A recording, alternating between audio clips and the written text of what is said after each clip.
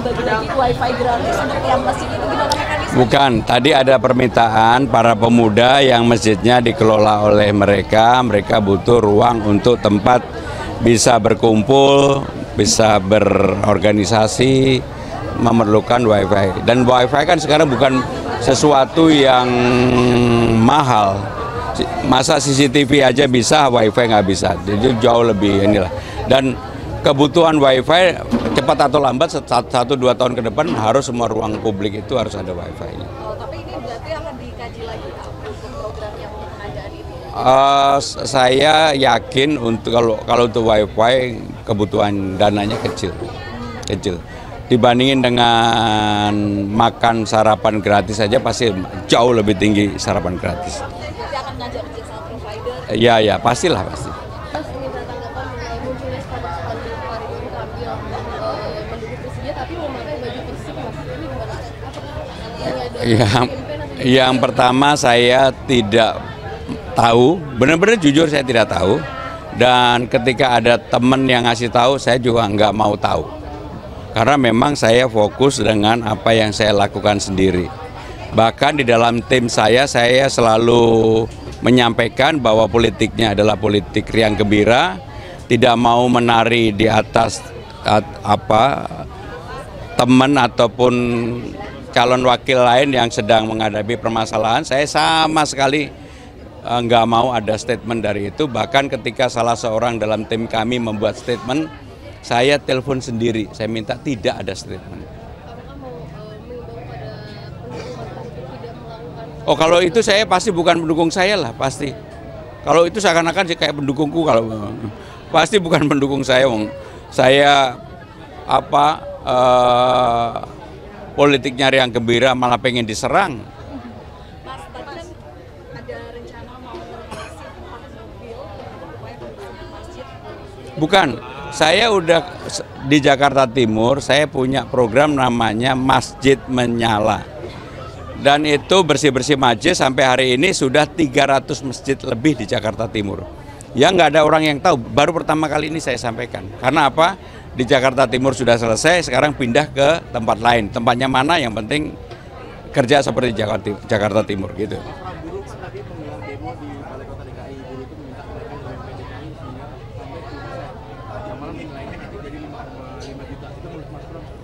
Saya jadi gubernur aja belum, ngapain mikirin? Ya pokoknya jadi gubernur dulu, baru dipikirin.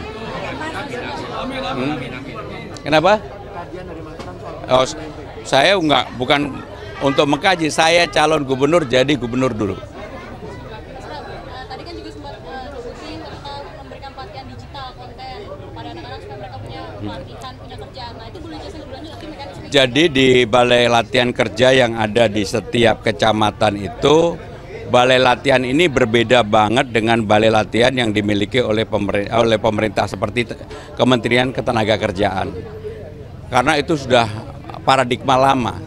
Yang ada sekarang paradigma baru, hal yang baru, apa yang menjadi kebutuhan baru yang dilakukan oleh para Gen Z, milenial, termasuk menjadi konten kreator, menjadi hal-hal yang berkaitan dengan musik, animasi, dan sebagainya.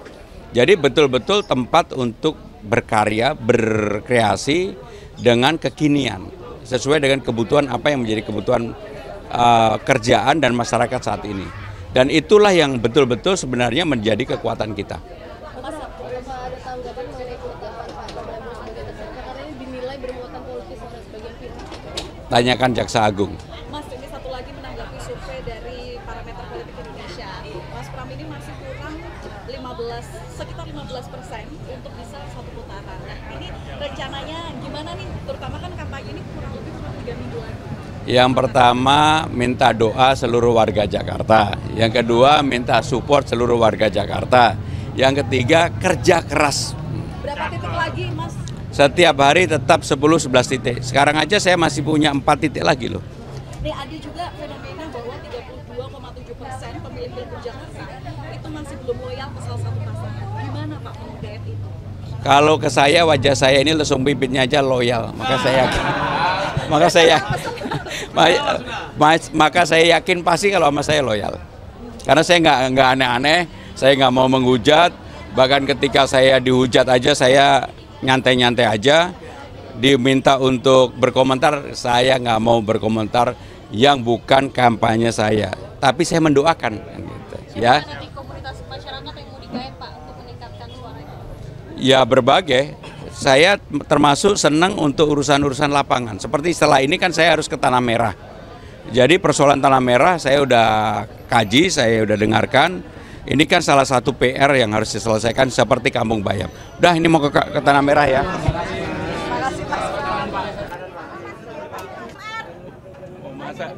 Masa di sini Pak. Kanan kita kanan Pak.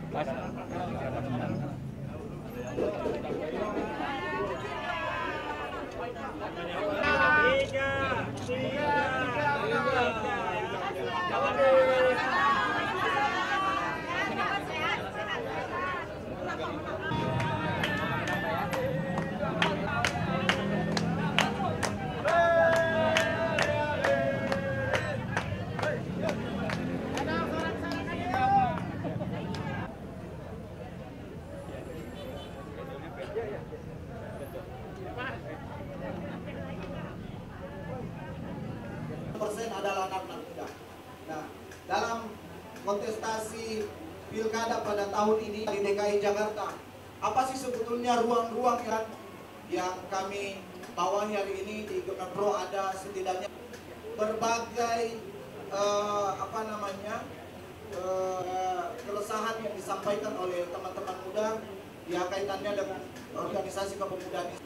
Ya, seringkali mereka sampaikan, Mas Pram, bahwa kita dituntut oleh senior-senior, tapi tidak ada modal katanya. Nah ini yang perlu diberikan, bahwa masjid-masjid kita tidak bisa memfasilitasi wifi. Kita diajak kumpul di masjid, tapi pakaian di remaja masjid juga hampir hari ini tidak berjalan seperti itu. Kemudian beberapa juga mengusulkan untuk bagaimana di tiap-tiap masjid itu di teman-teman muda untuk nongkrong di masjid seperti itu. Nah, olahraga anak-anak muda.